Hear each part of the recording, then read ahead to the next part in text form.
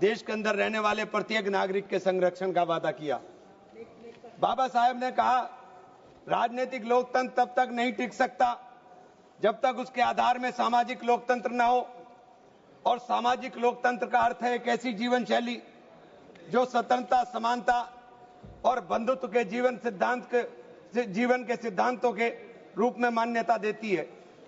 मान्यवर, वक्फ बिल ला करके जिन्होंने इस वक्फ बिल को ड्राफ्ट किया, मुझे बड़ा ताज्जुब होता है बार बार। वक्फ के बारे में आपको जानकारी, वक्फ है क्या? वक्फ एक फरीजा है हर मुसलमान के लिए, जो जिसकी जो हैसियत है वो अपनी हैसियत के हिसाब से अपनी प्रॉपर्टी को या किसी भी चीज को अल्लाह की राह में वक्फ करता है। और इस वक्फ के जो ड्राफ्ट करने वाले लोग थे, जो उन्होंने बिल ड्राफ्ट किया था, उनमें मैक्सिमम लोग वो थे जिनको वक्फ के बारे में जानकारी नहीं थी।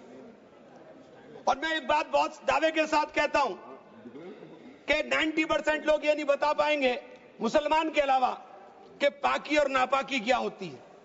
तो आप वक्फ को क्या जानेंगे? ये जो बार बार कह रहे हैं कि मुस्लिम में सदस्य, गैर मुस्लिम सदस्य शामिल होने चाहिए, नहीं होने चाहिए, वक्फ को मुसलमान समझता है, जानता है, इसकी जो जरूरत है उसको पहचानता है, इसलिए इस बात को कहा जा रहा है। वरना सारा प्रबंधन जो वक्फ बोर्ड का है वो तो सरकारों के ही हाथ में है। लेकिन इसमें जो सबसे बड़ी बात है कि बार बार ये शोर मच रहा है, जेडीयू भी कहती है, टीडीपी भी कहती है और सहयोगी दल भी कहते हैं कि हमने वक्फ बाय यूजर को खत्म कराने का काम कर दिया। माननीय अध्यक्ष जी, मैं इसकी धारा 3R1 को, जिसके अंदर वक्फ बाय यूजर था, उसको हटा दिया गया और क्या शामिल किया गया, मैं ये पढ़ करके बता रहा हूं। ये बिल है, इसके अंदर लिखा है, परंतु वक्फ संशोधन अधिनियम 2025 के प्रारंभ पर या उसके पूर्व उपयोगकर्ता द्वारा वक्फ के रूप में रजिस्ट्रीकृत संपत्तियों को उपयोगकर्ता द्वारा विद्यमान वक्फ इसके वक्फ संपत्ति के रूप में बना रहेगा, सिवाय, बस आगे आ गया काम, सिवाय संपत्ति पूर्णतः या भागतः विवादाग्रस्त है या कोई सरकारी संपत्ति है। माननीय सभापति महोदय, 2005-6 में विभिन्न राज्य के बोर्डों द्वारा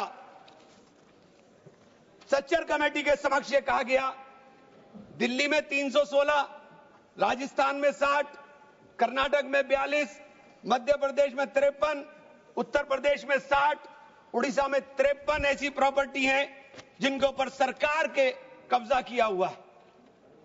इसके बाद जब ये लागू हो जाएगा तो इसके ऊपर से वक्फ का अधिकार खत्म हो जाएगा। दूसरी चीज मैं कहना चाह रहा था, जब आपने सिवाय संपूर्ण और पूर्णतः लिखा और या भागतः लिखा, तो आपने पूरी तैयारी कर करके लिखा। उत्तर प्रदेश इसका सबसे बड़ा उदाहरण है। उत्तर प्रदेश में 11,400 हेक्टेयर लैंड वक्फ की, 14,000 हेक्टेयर में से 14,500 में से 11,500 हेक्टेयर लैंड को सरकारी घोषित कर दिया गया है।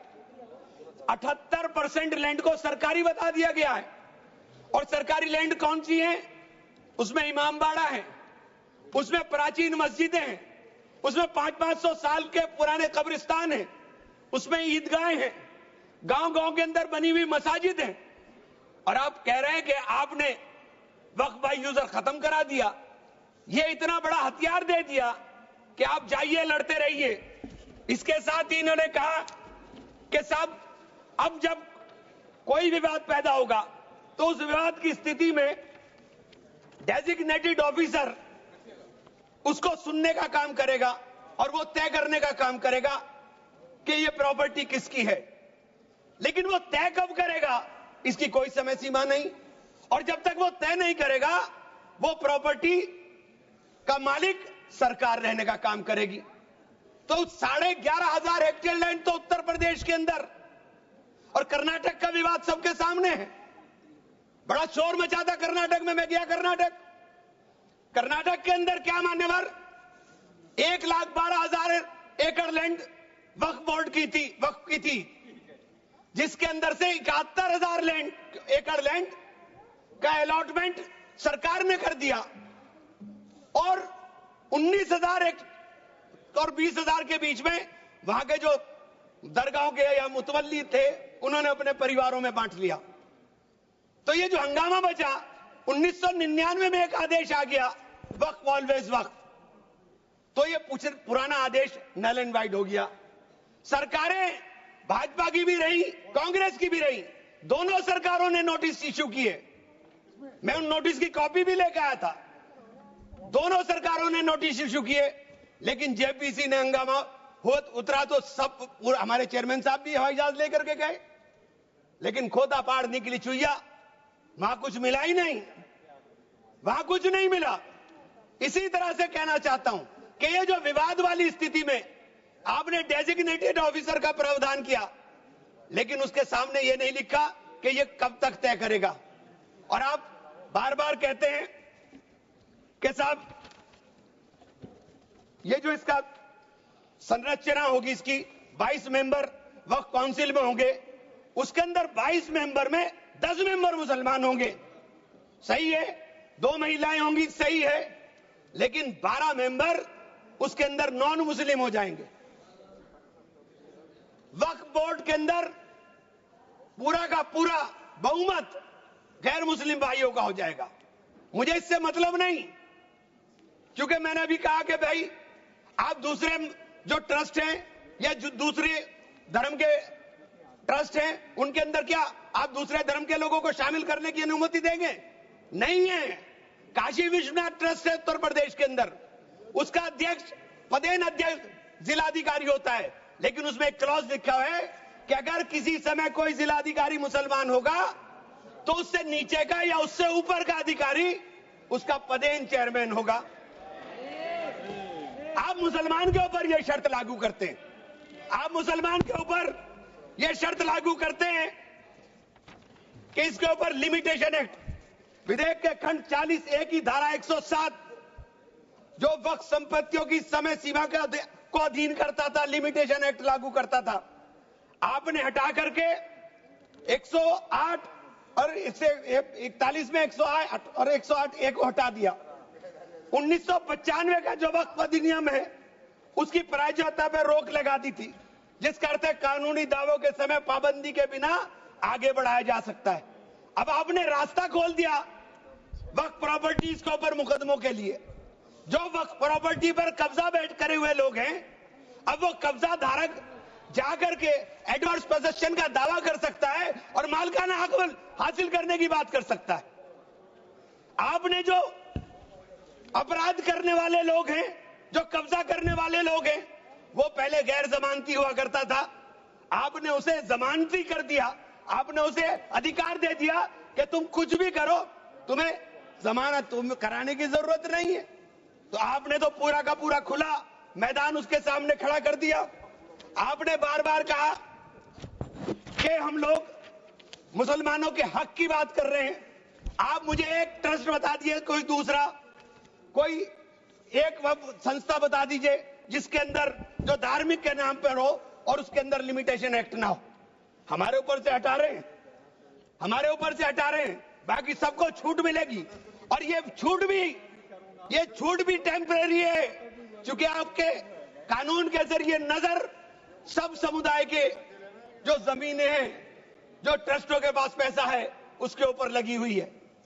हमारी जमीन, ये बार बार वामसी पोर्टल का जिक्र हो रहा था, वामसी पोर्टल में प्रॉपर्टी है 4,90,000 से एकदम मंत्री जी ने, माननीय मंत्री जी ने कहा 7 लाख कुछ चली गई। तो ये प्रॉपर्टी कोई वक्त नहीं की गई किसी ने।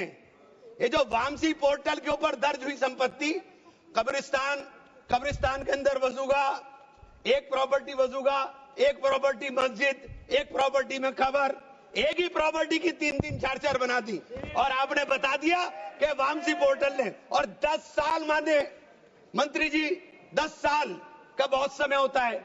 जो काम आप 10 साल में पूरी संपत्तियों का रजिस्ट्रेशन नहीं कर सके, मान्यवर प्लीज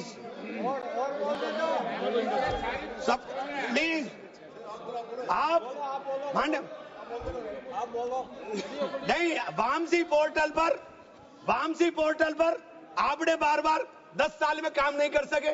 आप कह रहे हैं कि 6 महीने के अंदर सारी संपत्तियों का रजिस्ट्रेशन करा लेना, और सारी संपत्तियों का अगर रजिस्ट्रेशन नहीं होगा तो वो संपत्तियां वक्फ की नहीं बचेंगी। रजिस्ट्रेशन कौन करेगा? रजिस्ट्रेशन आपके अधिकारी करेंगे। जब 10 साल में नहीं कर सके तो 6 महीने में कैसे करेंगे? और ये पूरी तरीके से संविधान विरोधी कानून है। साथ अनुच्छेद 14, अनुच्छेद 16, अनुच्छेद 26 और अनुच्छेद 25 का सीधे सीधे ओवरलैपिंग करने का काम करता है। आपसे अनुरोध है कि माननीय 2 मिनट का समय और दे दें। ये बार बार कहते हैं कि प्रैक्टिसिंग मुस्लिम। आप एक बात बता दीजिए, आप प्रैक्टिसिंग मुस्लिम की बात कर रहे हैं, आप किस तरह तय करेंगे कौन प्रैक्टिसिंग मुस्लिम है? ये कौन बताएगा कि आपकी क्या परिभाषा है प्रैक्टिसिंग मुस्लिम की? सारे मुसलमान 5 वक्त नमाज नहीं पढ़ते, सारे मुसलमान रोजा भी नहीं रखते, और उसका पैमाना क्या होगा कि वो मुसलमान है कि नहीं है? तो ये आपने रास्ते इस तरह खोल करके ये सीधे सीधे जो संविधान के अंदर हमारी धारा 14 में अधिकार है उसके ऊपर आपने अतिक्रमण करने का काम कर दिया। मैं आप लोग एक माननीय चेन्नप्पा रेड्डी के एक कथन को जरूर कहना चाहूंगा। हमारी परंपरा में सहिष्णुता सिखाती है, हमारा संविधान, यह संविधान हमें सहिष्णुता का अभ्यास कराता है। हमें इसे कमजोर नहीं करना चाहिए, यही संरक्षण दे रहा है हमें। यह बाबा साहब के सपनों का संविधान है कि उन्होंने देश के अंदर रहने वाले प्रत्येक नागरिक को, जो गरीब से गरीब नागरिक है, उसको वो अधिकार दिया जो सामने बैठे हुए हमारे प्रधानमंत्री को होगा। वो ये अधिकार बाहर सड़क पर बैठे हुए एक मजदूर को होने का काम होगा। ये बाबा साहब का संविधान है। मान्यवर, इसे कमजोर करने का काम मैं आप हाथ जोड़कर विनती करता हूं। अभी हमें सौगाते मोदी मिली, एक सेकंड, हमें सौगाते मोदी मिली। हमें सौगाते मोदी में ईद की सवैयां नहीं चाहिए, हमें सौगाते मोदी में शिक्षा दे दीजिए, हमें सौगाते मोदी में रोजगार दे दीजिए, हमें सौगाते मोदी के अंदर मोहब्बत दे दीजिए। ये जो गोलियां छातियों पर लगती है ये मारना बंद करा दीजिए। हमें सौगाते मोदी में ये कानून देने का काम कर लीजिए। बहुत बहुत धन्यवाद। धन्यवाद। माननीय सदस्य श्री अनुराग ठाकुर जी।